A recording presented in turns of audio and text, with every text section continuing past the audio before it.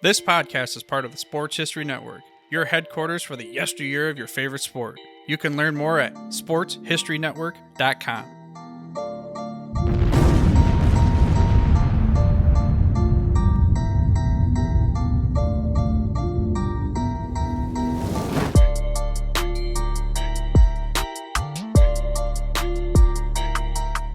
Good morning, and welcome back in for another episode of For the Good of the Game. My name is John Davis, and I'm your host, and I'm really thrilled today to present another special feature. This episode is focused on the youth sports gap in America. To discuss some of the more salient issues in this gap, I brought two guests on whose experiences approach the dilemma from completely different perspectives. My first guest today is Matt Young. Matt is the founder of Quality Sports Hub, a Vancouver-based company dedicated to providing a pathway to quality sports experiences for athletes, coaches, and parents.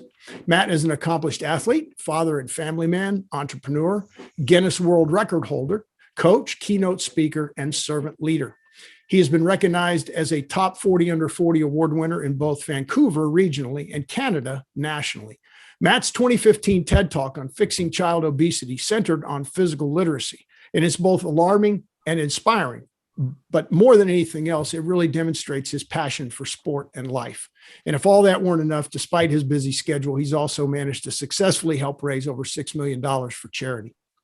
My second guest today is author Stephen Griffin. Steve is a graduate of both Providence College and the University of Rhode Island with a master's in accountancy.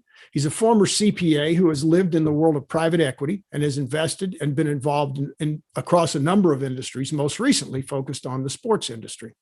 He served on numerous boards of directors and executive roles and has spoken at industry conferences. His experiences in the sport industry led him to write Front Row Seat. Got it right here. Greed and Corruption in a Youth Sports Company. The book explores the growth of the youth sports market and some of the characters who seek to exploit it. Now, Steve is also set to publish his second book, which I'm anxious to read, entitled Lost Locker Room, The Collapse of Global Premier Soccer, which comes out in June. So it is with great pleasure that I welcome both Matt Young and Stephen Griffin to the program today. Gentlemen, welcome.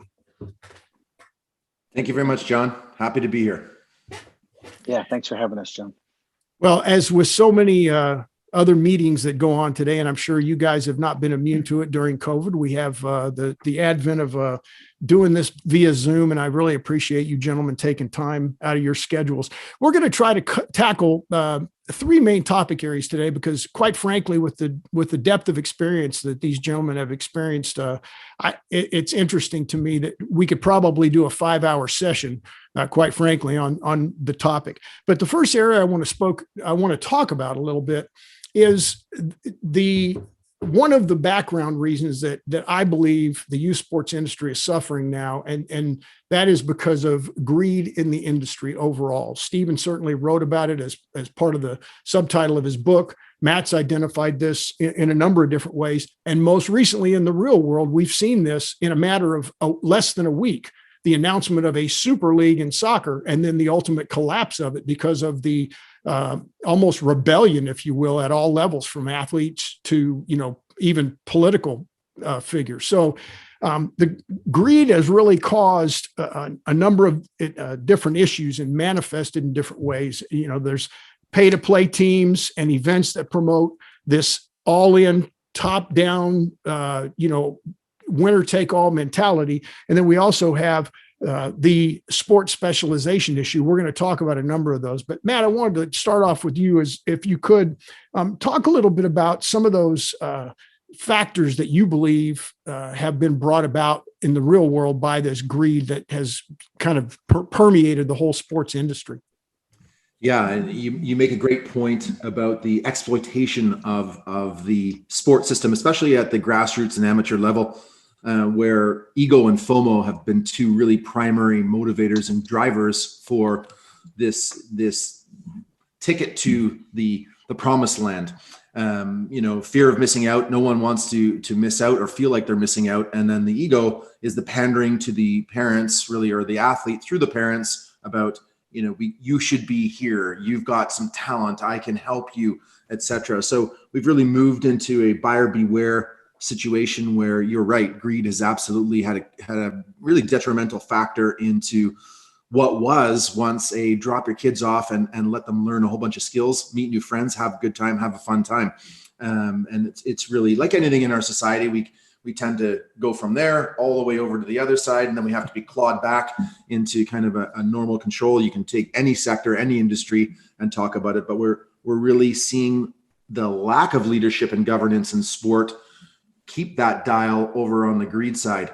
And you got no one better than Stephen, who was right in it, who can speak to that. But yeah, that's what we're seeing, and unfortunately, what's happening at the same time as the money is being made, is the participation and value is being lost. So it's not like the two are increasing in a symbiotic or helpful or useful or purposeful manner or valuable manner.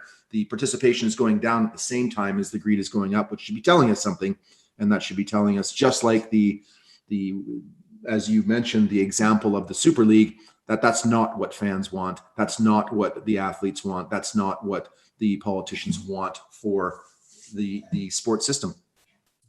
Well, and I think one of the things that Stephen highlighted in his book, and it was in almost a tangential way, is the fact that the primary purpose of sport, besides movement, is fun. Kids should have fun. They should enjoy themselves. There's the social aspect. There's the physical development aspect.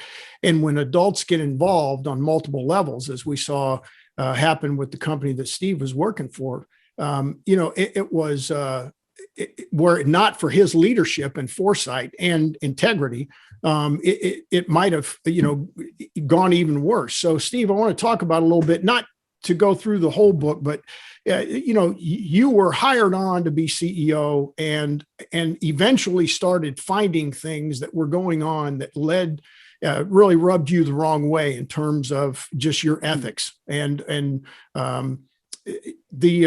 that led to this whole development of the idea, and then eventually led you to write the book. If you could kind of capture, on the greed side, what you saw developing and how some of the almost like cottage industries within the industry developed such that people saw opportunities to make money, which led them down the wrong path. Yeah, sure. Happy to do that. And I agree. Matt's overview is spot on. One thing I would add to it is, I still remain hopeful and optimistic. I think that the vast majority of people who work in the youth sports industry are well-intentioned, good people in it for the right reasons. People like Matt, who want to both keep children active and engaged, healthy, instill skills like time management and sportsmanship and all of those things. So I think the industry, despite my book, is still in good shape. But with I'm with Matt on the thinking that it's gone too far and it's sort of going to hit the wall and it needs to be bounced back and reset a little bit. So my experience really was and has been one in which we encountered a company initially that we thought was a really attractive investment that operated across multiple sports. And the thesis was that this business had a little bit more scale than most in a very fragmented industry, and that we thought we could sort of separate from the crowd by delivering high quality experiences, great value to families, and bake in sort of those values that we thought were getting lost. We weren't going to be proponents of specialization. We weren't going to overhype the dream, whether it's the child's dream or the parent's dream. In fact, my thesis has always been that if we educate the parents and really put the numbers in front of them on the likelihood of your child playing at the next level or likelihood of a child ever turning out to be a professional athlete are so small, that by acknowledging that, you can instill a better sense of reality to the parent and maybe even kind of serve as a little bit of a pressure valve for the child, not feeling that kind of intense pressure or anxiety to perform. So that's sort of the overarching thesis of why I thought the industry was interesting. And we had some prior experience investing in the space and did well with it. What we quickly found was, accounting irregularities, misrepresentations on financial performance, related party transactions that weren't disclosed, just sort of completely opposite culture of what had been communicated to us. Management had represented that the company had a culture based on, servant leadership and sort of changing the world, high integrity, financial stability. It's kind of ironic when you look back at the mouse pads that were all around the office with those icons on them, that they sort of violated 90% of those core values. We uncovered, as I say, the board uncovered a lot of these issues. We made a management change. I ended up sliding into the seat as the CEO of the company, and then thinking that we probably had uncovered everything possible. The company was raided by the U.S. Department of Justice in October of 2019. It's been pretty well publicized that our largest division, which was a soccer business called Global Premier Soccer, allegedly had committed, among other things, a conspiracy to commit international visa fraud. We've learned more in the last sort of 90 days probably than is even included in the first book. There's been a couple of guilty pleas. And I won't say it was systemic, but we've now learned that the tactics that were being used by the management team, the GPS, certain members of the management team, to bring coaches in illegally and suppress wages and so on, was a little more widespread than anyone had hoped. So further evidence, I think, that you've got an industry that's not regulated, doesn't have really strong oversight. Even the so-called governing bodies probably have not caught up with the growth of the industry. And as a result, it's attracted, con artists and grifters and fraudsters that are taking advantage of both the size of the market, the lack of regulation, and probably that emotional purchase that many parents are making. Yeah, you started off talking about the statistics, and I think that sometimes in some venues, some meetings, they're almost overquoted because most parents have heard them at one time or another. But I think it's the blindness to the reality of it, or maybe the fact that being overwhelmed or overzealous about their kids' chances. It's, they all recognize the stats, but it's not them that are doing it. And I think sometimes that can be bad. Going off that, in terms of the barriers that have developed because of what we're talking about, there are multiple barriers that exist now. You've got, lack of free play. You've got marginalization of PE in schools.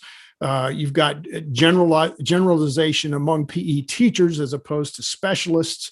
You've got the cost of sport, regardless of whether it's in or out of school. All these barriers have developed over the years, and it's really caused different issues at different levels. In 2007, I was at the NFL Youth Sports Summit, or Youth Football Summit in Chicago, and I had a middle school coach stand up, and he was just exasperated because they had just canceled tackle football in his middle school, and there was no way it was going to come back because of some of these factors. So, Matt, when we look at those barriers, what are some of the things that, from a quality sports hub perspective, that you have with your company and some of the other ventures you're involved in, that you're trying to emphasize in order to help overcome some of those hurdles in youth sports?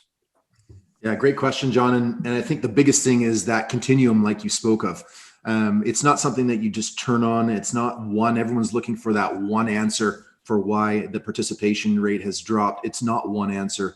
It's a systemic flaw in the whole system. So when you talk about your lack of free play, that's kind of 0 to 5, right? And kids, and I hate to say used to, because that makes me sound as old as I am, but kids used to just go out and do stuff on their own and play on their own. And not only is that important for the discovery of the physical side of the equation, it's also important for decision making and connecting synapses and doing all that other stuff that connects into problem solving later on. So 0 to 5, that starts there, and it's no one's fault. It's just the way society has gone.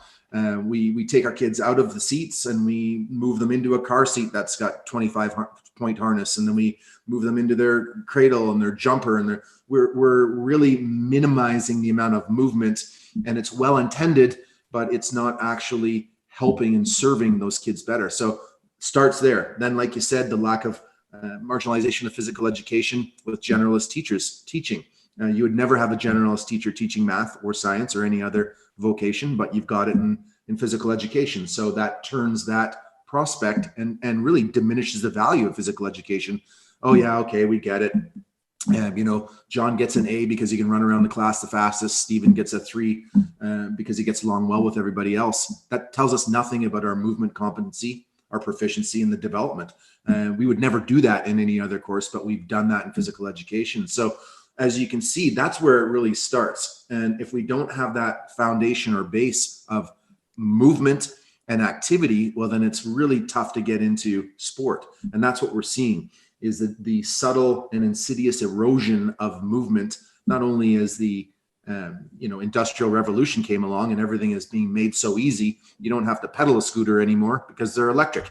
You don't have to ride a bike because they're electric. So it's not one thing, to your point, it's the insidious erosion. And what that does is it doesn't give the young men and women the competence or the confidence to want to show up, put on a pair of skates or get on a pitch or take a bat and try to hit a ball. They're not set up for that intuitively and innately. So that becomes an issue. Then, like you said, you add things like cost. It's not fun. The technology where kids are spending up to 7 hours, everyone knows the stat, up to 7 hours. And like you just gave the example, no parent's going to go, well, that's my kid. Well, I challenge you to actually track your kid for 4 or 5 days, and you will actually be astonished on how much time they do spend in front of screens, which is time that's not spent learning, exploring, getting to know themselves and developing as a human being. Listen, as humans, we're designed to move. Nike said it, designed to move. They did an entire study and commission, but again, nobody wants to actually be the person or be that leader that says, this is how it's going in the community. And it's going to start in the elementary school, and then it's going to be reflected in the parks and recreation. And then that's going to be connected to the youth sports system. We do what we always do in society, which is we deal with things in intellectual silos with nobody communicating back and forth and across those channels. So, when you get into the early sports specialization, again, you're diminishing the repertoire of movement activities for the child because you want them to be in one sport. And then you get the parents saying, well, if they don't show up 7 times a week, they don't have the opportunity to play in that one sport. So just through those examples that are almost exhausting to parlay, you can see how difficult it has become to actually onboard and start with a proper foundation for movement and being active. And then, of course, the sports system is going to suffer because you're going to have less people with the desire, the competence, the motivation, or the confidence to embark on their sport journey. Sure. And Steve, I think you hit on it a minute ago. You said, despite having written the book and exposed the flaws in the system corporately in the case of the folks that you worked with, I still think that there is a saving grace. And I think that there are companies out there like Matt's and other corporate entities that are certainly capable of towing the load and helping create that positive sports experience. Kind of speak to that a little bit about, maybe the flip side of the coin from what you uncovered and saw at GPS and the other facets of what the company was doing and what had been exposed versus what you believe, would take us in the right direction within the industry. Yeah. So I appreciate everything Matt was just saying about sort of early childhood activities and building that practice into a child's life, and then likely having that be reinforced and then ultimately combat, time in front of screens and sort of sedentary activities versus being physically active. But that's sort of not my domain, but I qualitatively completely get it and appreciate it. So I'll sort of take it from after that level. I think there has been for the last, 40 years or so, this spectrum of opportunity for children to participate in sports or to be active, starting probably on the most liberal side, being, self-organized sort of free play. Hop on your bike. I think we talked about it once. Hop on your bike, grab your bat and glove, and meet a bunch of kids at the field. Sure. And figure out how to play and be active. And there's so many benefits that come from that, right? There's dispute resolution, there's creating rules, shutting down right field until the lefty gets up, and all sorts of really interesting things that I think that benefit kids by doing that, socially and physically. And then sort of moving across that spectrum, you've got low cost kind of recreational type activities, relatively low cost. And then the far end of that spectrum has become sort of high price point specialization, elite, as they call it, or individual instruction. And I think there's been a little bit of a shift, kind of a barbell, right? There's those that just don't have the financial wherewithal to slide to the right. And I think that rec level has seen attrition because of the reasons that Matt alluded to. And then the middle that may have the socioeconomic ability to spend have gotten skewed to the right. Fear of missing out and the emotional purchase and the sales pitch on specialization being the way to go. I think what needs to happen, and I'm a capitalist, I believe that the market will find an efficient equilibrium at some point. I think the challenge has been that the customer life cycle, our experience in this as a parent, is relatively short, right? You have, realistically, to make those purchase decisions, you probably have a 5 or 6 year window is about it. And so, and you're relatively uninformed, right? There's no handbook on how to do this. And there's not a lot of knowledge sharing once you're out of it. You're not going to call the next cohort group of parents and say, don't blow your money on specialization or individual instruction. It's just not going to happen. So I think there's a little bit of, there's a couple things missing, right? There's no Yelp for youth sports where people can check objective reviews. And I come back to, I think that the governing bodies, are a little bit conflicted, right? They want as many kids participating, but they're not going to do anything to impair or damage their relationship with those that are providing those high-end services. So I think, ultimately it comes back to the parents. It comes back to people like Matt that are very active in the industry, getting educated, kind of doing a self-assessment on, who are we as a family? Where do our values and ideals live on that spectrum? What do we want for our child in terms of an experience? And then ultimately more transparency and the ability to know how to assess programming, assess whether I want to be in the rec side of the spectrum or if I'm going to be on a pay to play, how far do I want to go and what type of club offers values and programming that align with what I'm looking for. So it's a little bit of buyer beware, but I think there's an educational component there that needs to happen. Do you think that there is, given the fact that the notion for years has been that, there is no corporate conscience in business? I think that's changing today and has been for a while. But do you think that the latitude exists for big companies in youth sports to make this change, to drive this change? I personally think more than ever. And I think we're sitting at a really interesting inflection point in that regard because, if you went back, pre-social media, pre-mobile device in every child's hands, the ability for Nike or Adidas or any other major brand to gain direct access to that consumer at the youth level is virtually impossible for a variety of reasons: fragmentation, age, laws about communicating directly with those children, and so on. And so they were always a couple of degrees of separation away from them. So they had to pour money, and they continue to do, into sponsorships of large youth organizations or sanctioning bodies. I think we're at a point now where these brands recognize that these children vote with their wallets. Oftentimes, they're highly principled. They are driven by social beliefs. And I think that it would do the brands well to look at investing more in education around being an active individual, health and wellness, values-based, and instead of pumping those monies into sports organizations, they could be doing more direct campaigns or educational campaigns that would align them with their target audience. I think that's a real opportunity right now. And I think that you touched on what the way there was sort of an uprising and mobilization of fans to counteract the efforts to launch the Super League. I think the brands are taking notice of voting with your wallet and the leverage and boycott opportunities that consumers have now. I love that phrase. And Matt, with regard to what you guys do at Quality Sports Hub, I mean, what obviously you try to create the experience, but what are some of the tools or methods that you guys have employed to kind of do what Steve's talking about? Yeah, well, first of all, if the listeners are taking one thing away from this great podcast, it is exactly what Steve just said.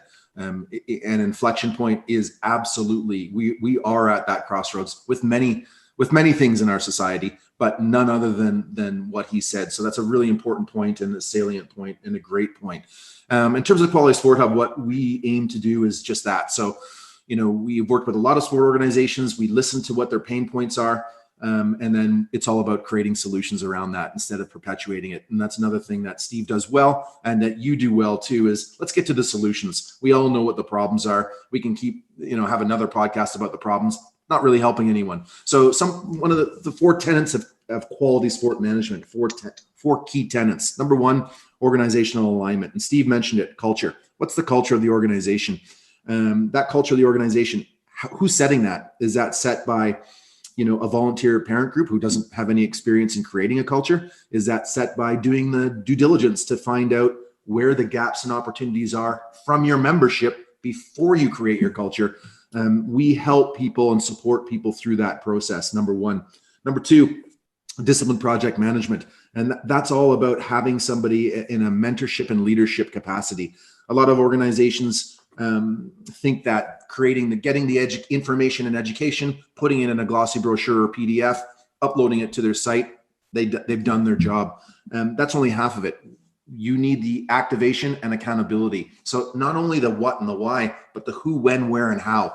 We really need to help organizations drill down into that. And that's what we do. We're there to support the organizations. We're not there to take their jobs. We're not there to present ourselves as smarter than them. We are there to support the executive director, president, board of director, technical director in any areas of the administration and management that they don't have experience in. And we draw people in, to your point, John, in connecting the dots, we draw people in that have that experience that they can access whenever they want it. So it's not pushed on them. If there's a gap, we address the gap and we put the right people in the right position. Third tenet, stakeholder connectivity. So there are 6 key players in the athlete's experience. The athletes, first of all, and everyone laughs when you say the athletes, but if we're in a room and we ask people who are the key players in youth sport, you'll hear coaches and parents. It takes a while for people to actually say the athletes. And that's to your point earlier, the adultification. We don't actually put ourselves in the athlete's shoes. They're always in the back seat when what we should be doing is as soon as possible getting them into the driver's seat of their own journey. So we've got the athletes, the parents, the officials. Nothing happens without officials. We've got the coaches. We've got the surrounding support cast, whether that's strength and conditioning, whether that's physical education teachers, and we've got the administration in the club. Those are 6 key stakeholders. As you both know, we address those stakeholders in intellectual silos. Parents, do not talk to us. Do not talk to the coach. If you have a problem, file it here, go there. If you don't like it here, go somewhere else. Athletes, we don't even engage them in the process or ask them what they want or baseline them at the beginning of the year or communicate their development opportunities to them. They're communicated to the parents, not the athletes. Like we haven't done a great job of actually figuring out how to create that stakeholder connectivity so everyone's on the same page. Because if we want everyone on the moving in a direction, they've got to be sitting in the right spot in the boat per se, so that they're rowing in the same direction. And then lastly, the last tenet is the integrated operating environment. So how does organizational alignment, discipline project management, stakeholder connectivity actually appear? What does it look like? What happens when the coaches show up? Are they just showing up and running a practice, or do they understand that there are 10 questions that they should ask themselves in preparation for their practice or game?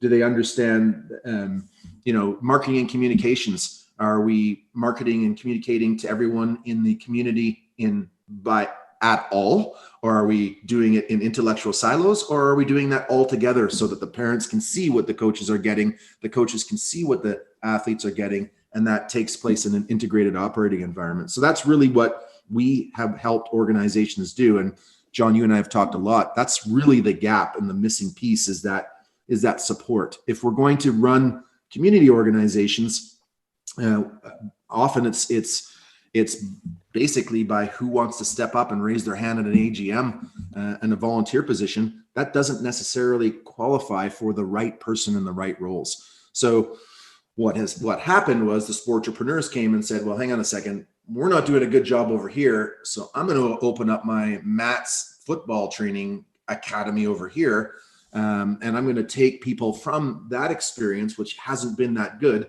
and then put them over here. But in doing that, Matt has to make money, so I got to train all year round. So now I have to keep those kids in that one sport all year round, and there you've got the sportrepreneur and a whole other set of issues. And as Stephen said, that doesn't paint the picture on everyone. There's lots of people that are doing good and great jobs at the community level.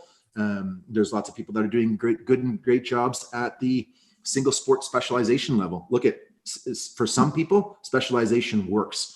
Sure. For most people, it doesn't, but for some people, it is the path. So you got to be really careful about painting everyone with the same brush. And also, as you've alluded to, there are a lot of people that are doing really good things. Out of 10, they're doing 7 really good things, and we can support them for 8 and 9. So it's not like everyone's starting at 0, but that's what we do for organizations. Yeah, I was just thrilled. Inside, I was cheering because you talked about, making the kids, the athletes, the primary stakeholder. I wrote a blog last year, and I said, and the title was, "What if kids ran youth sports?"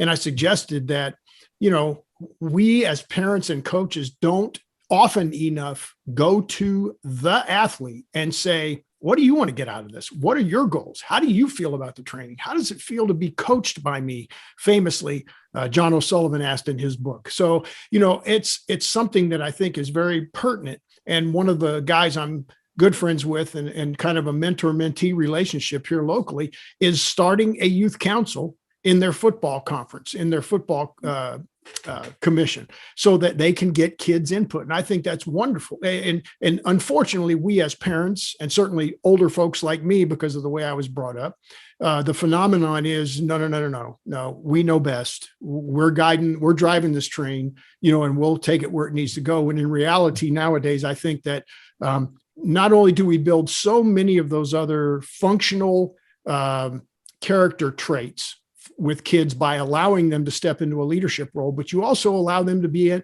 they start to sift each other out, so to speak, in those social skills and athletically. So one of the things you talked right off the top of the answer right there, Matt, you said, everybody brings questions or problems to the state. They don't bring solutions. One of the things that has come to the forefront and is starting to gain more traction, despite the fact that it's been out there for 2 years, is in 2018, Tom Ferry of the Aspen Institute wrote an article, and he talked about the longstanding lead that Norway as a country has taken in health overall of the country itself, and that certainly youth sports is a piece of that. And they actually, I won't go into details for the purpose of this, but they use their sports betting leg to be able to fund some of those. And that's we were talking off camera Monday. Steve brought up that, Governor Cuomo had started talking about that in New York right now. There's other movements throughout the United States. I'd be interested in each of you gentlemen's thoughts on that as a viable way of helping bridge the money gap. And money's not the only problem. I mean, both of you have touched on the other issues, but bridging that money gap where it does serve as a major barrier for a lot of socioeconomic groups, to get into sports. Steve, if you don't mind, Sure. talking to that. Yeah. I mean, money is a problem, and I think it's going to be a bigger problem coming out of the pandemic. If, on a community level, if you look at, federal budgets and the support that towns and municipalities have received in the past, you see a lot of programs being cut in individual towns right now, and it's only going to get worse, I think, because of the investment we've had to make in kind of bolstering the economy during the pandemic, and likely continued infrastructure spend, roads and highways and bridges and so on. So I think it's a problem already, and it's going to be a bigger problem. In terms of requiring an allocation of proceeds from gaming, sports gaming, I think it's the least those organizations can do. I've got 3 children. One is just out of college, 2 are in college. We watch sports together. I watch them while we're watching a game, and they're looking at their mobile device and they're playing fantasy sports and so on. And then I'll look at the screen and I'll see a Bet MGM logo on the green monster at Fenway, or I'll see my 2 boys talking about something they just saw on Barstool Sports betting app. It is becoming, in my opinion, I think it's a regressive tax for most of society. Unfortunately, those that get addicted and those that lose a lot of money on gaming are typically the ones that can't afford to do that. And I feel like the advertising and marketing right now around sports feels a lot like, Joe Camel and RJ Reynolds strategies pre-1997. Where they are appealing to the kids. It's this, and it's no secret that those companies know that this young adult market is tomorrow's cigarette smokers or gamblers. And so I think that as much as I'm not a fan of regulation in general, I think things that have addictive characteristics to it that can be marketed to young people should be regulated, should be controlled. And if they're going to be allowed, which they will be, then the individual states who govern online gaming should require a reinvestment back into verticals that benefit young people and benefit sports and activities. So I am 100% in favor of that. Matt, what are your thoughts? Well, mic drop right there. I mean, listen, it can't be articulated better than that. And listen, there's a way to do ethical business and generate revenue. We don't always have to take it to the shareholder and let's make as much money for the shareholder at the expense of the consumer, which is our standard practice, I think, in North America. I have nothing to add to what Stephen said. I completely agree. And again, what stood out for me was it's the least that they could do given the damage that is being caused. And I think, well, unfortunately, we'll get there again because we always have to wait until we see the negative side and the downsides of what we're doing. And then, we can't just have common sense that is proactive and in front of it. We have to wait until, okay, you've made your gazillions. Now let's play along and bring some of that back. It's sad to see. It is sad to see. It's frustrating to see, but yes, that is definitely something that should happen. And you look at countries like Norway and the Scandinavian, that's what they prioritize. So they prioritize that for their populations. Absolutely. Yeah. I want to, I don't want to seem like I'm just shutting that off, but I do want to transition in the interest of time, because I want to be respectful of both you gentlemen's time, to really a topic that I think we could genuinely talk about for hours, and that is parent engagement. And it is, again, Matt, you talked about everybody always wants to talk about the problems or they don't bring solutions to the table. I see parent engagement as a solution to many of the youth sports problems and this gap that exists in 2 ways. One, I think that the parents have almost bilateral responsibilities, if you will. One is certainly to their athlete, their child or children, as they, monitor what their child wants, what their benefits are from them doing sports, both from a character development standpoint, as well as physical and mental well-being. And they also have a duty to make sure that the coach that is coaching their child, looking after them, interacting with them, is well-trained and competent and caring, and does so in a manner that it challenges their child, but also looks out for their welfare. So I want to talk a little bit about that. Matt, you and I have discussed parent engagement on a number of levels. And one of the things that I fear a little bit is that when I look across the landscape, and when I first talked to you, I brought this up. I just recently interviewed Heath Esslinger of A Better Way Athletics, I interviewed Gordon McClellan, working with parents in sport out of the UK. You've got John O'Sullivan with Changing the Game Project. You've got the Aspen Institute. You've got Positive Coaching Alliance, Jim Thompson's group. And then you've got other companies like yourself, Matt, with Quality Sports Hub. You've got a community revitalization program, which you're a part of that as well. But on some level, at the parent engagement piece of this, they're not connecting. The people in Vancouver know you guys exist in other places that you've helped. The people where in Seattle know so-and-so, and there's not a movement to bring this together. So I'm going to let you start off with this, Matt. How important do you think at the grassroots level, John Davises of the world all over the United States and Canada and the world saying, hey, parents in our area, here's what we need to do? Yeah, it's critical. Obviously, they're number one, they're the primary partner.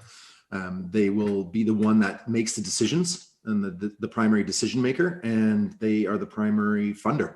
So with that comes the responsibility of, and Stephen touched on it earlier, is, do your homework and understand and it's an opportunity to match your values, what you want for your kids, what you want for their experiences with what people are offering.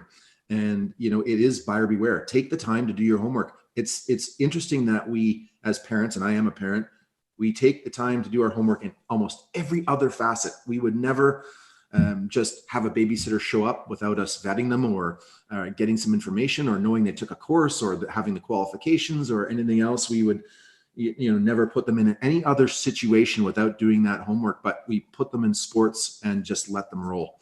So that speaks to the opportunity that sport has to up their ante to make sure that we're actually delivering and connecting with those parents in a meaningful way that shows them value.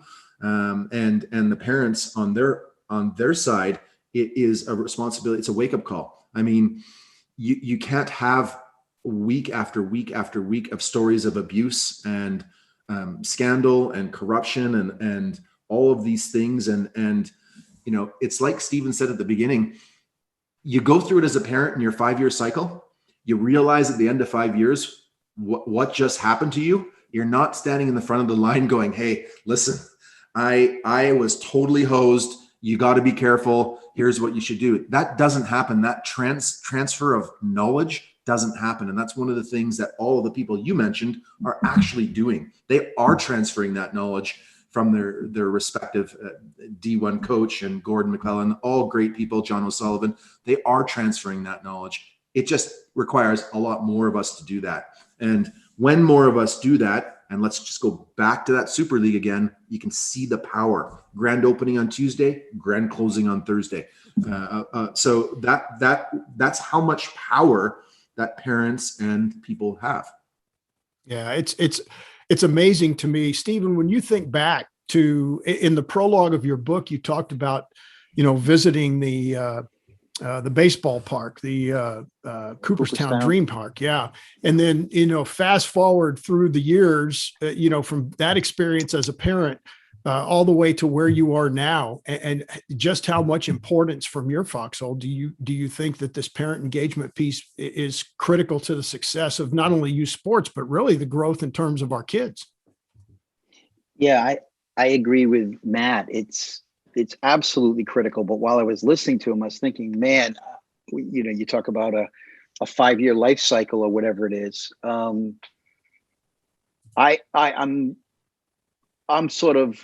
I feel ignorant to the solutions, the potential solutions, which is remarkable as I sit here and think about it.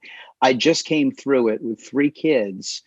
And, other than being aware of the organizations that you listed, we were sort of taught as parents that you drop your child off, you attend the games, you never ping the coach, you never interfere, which I think has merit most of the time, but you're sort of trained to step back a little bit. So I think it is critical that parents are educated, that there's greater transparency, that somehow parents are equipped with the ability to assess, like Matt said, are the values and characteristics of the programming that your child is in? Are those consistent with your expectations? But I don't think it's easy. I think it takes it's going to take a little bit of an uprising from parents. It's going to take a lot of education, and I think it may end up taking governing bodies along with global brands to start delivering that message repeatedly. I think there's a lot of work to get there, but it's critical. I do. I think that it is possible, and I'll cite an example. And Steve, I'm not sure if you are aware of him, but I know Matt knows him personally. But Nate Baldwin, when he was in the role as a Parks and Rec director, one of the things that struck me in the conversations I've had and the things I've read about what he did during his time there was that a lot of people assumed up front that because these were Parks and Rec grassroots leagues and volunteer coaches, that coaches would not be interested in giving more of what they already were giving, their time, to gain more education and certainly not pay for it out of their pocket. But what he found was exactly the opposite. The coaches that really wanted to get involved and that bought into the culture they were developing were absolutely willing to pay out of pocket to get the certifications and to become better coaches.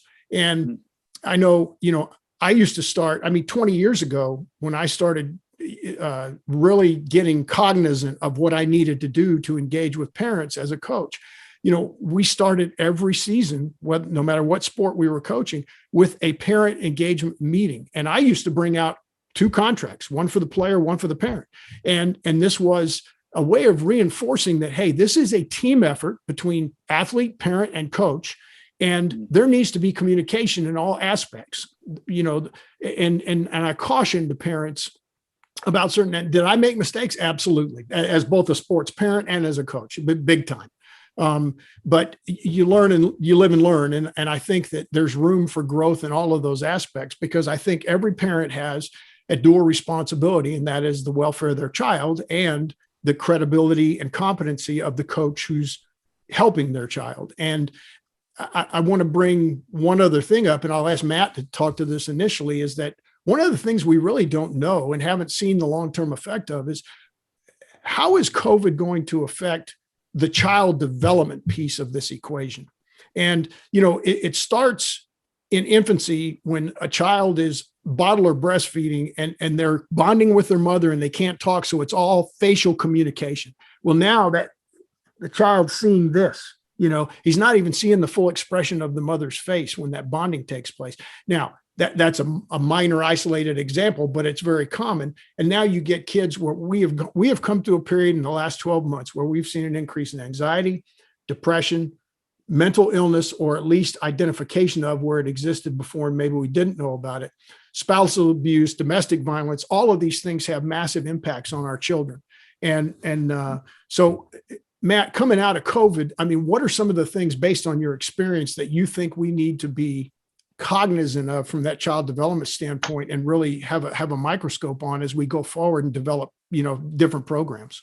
Yeah. Don't waste a great pandemic is the saying, right? And it's just reinforced exactly what the kids, there was a study done by Visick and Mannix about what kids prioritize in their sport experience: fun, friends, fair play, friendly competition, finish the season better than they started.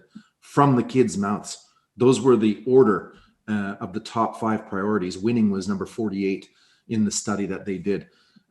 So to come back out of COVID, and my concern and my worry and our worry should be is that clubs get the money, they get the revenue, they get the support, and they go right back to doing what they were doing before, which, to your point, is probably not what the kids are looking for. It's not what they need. It's not what they want. And it's not what's going to help them. So that's what we have to really be. I don't have a crystal ball. We're not going to see the negative effects for a long, long time. Not the negative effects. We're not going to see the real effects of COVID for a long time. And you brought up that connection. You brought up the anxiety. You brought up a lot of these things. Hopefully, don't waste a great pandemic. We actually take that opportunity to not only build it back better. I don't even like that word because it wasn't actually that great in a lot of instances. Rebuild, retool, rethink how we're going to structure that environment to deliver what the consumer and the kids want and need. So all the points that have been made by yourself today and Stephen today about putting the consumer first, asking the kids what they want. And again, I go back to the funnel. The more people we can have at the entry level to that funnel or pyramid, the better that the whole system's going to be. And that is inclusive of high performance. I don't want to come off as sounding like I'm anti-high performance. I was a high performer, and there's nothing wrong with that high performance. We need that, but we need the high performance not at the expense of, we need it in addition to. So I think those are some of the things that we're going to have to watch when we come back and really start asking and having more of that dialogue, like you've both mentioned throughout this segment with the kids. How are you doing? How are we doing? How are you feeling? Yeah, Stephen? I agree.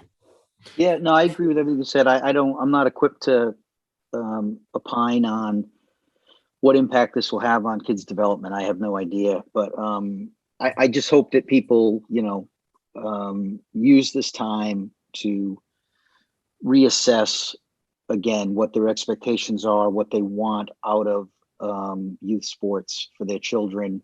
Hopefully they've rediscovered that it's not a bad thing to slow down a little bit and spend time with your kids at home, and get a little more creative and resourceful on how to stay active. And not that I want the industry to back up, but I think it's an opportunity, like Matt said, to sort of hit the reset button and reevaluate what this marketplace should look like.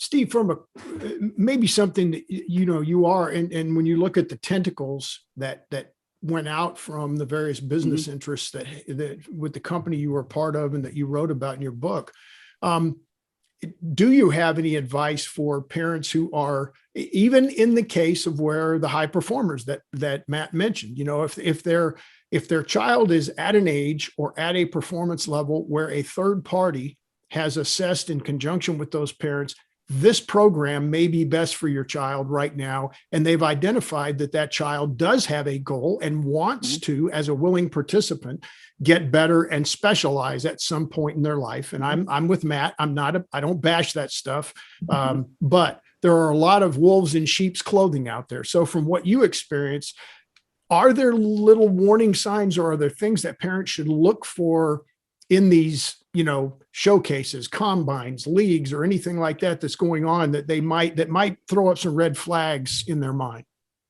I think, number one, it would be, try to talk to others in your community who have gone through the process. Might be a little bit uncomfortable. They're not part of your cohort group, but it's easy enough to get to the parents who just graduated out of that and get their honest assessment of what the experience was like. I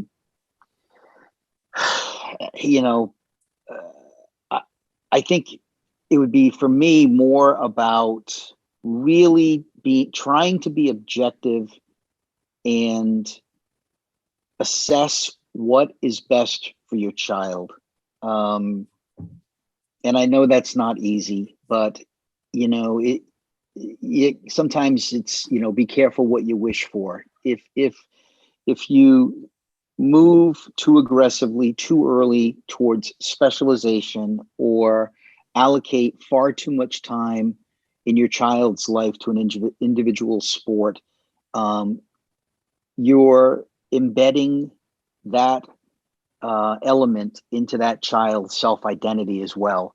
And if at some point that is taken from them, you're dealing with a whole nother set of issues, right? So I keep coming back to, I think sport is amazing. I think it's an essential part of most kids, but I think parents need to take a deep breath, evaluate what they want, evaluate their child's personality, their child's individual characteristics, and how it fits in their life. And then at that point, you can start to assess programs that you're aware of, word of mouth recommendations, talking to other parents that have been through it, meeting those people that operate those organizations and asking the tough questions, asking, what are their values? How do they really operate? And, do that in a professionally skeptical way. We have a bias towards trust. And when it comes to your kids, I would tell people, do your best to push that bias towards trust away.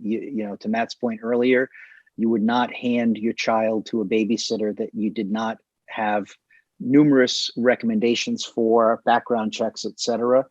It's the least we can do for our kids with putting them in sports programs as well. Yeah, I agree completely. And I think that even with the change in times and operating methods now for how parents deal with multiple kids, even if they only have one child, but if they happen to have two or more, it becomes, the temptation is to allow other things to step in and take the place of good, involved, active parenting.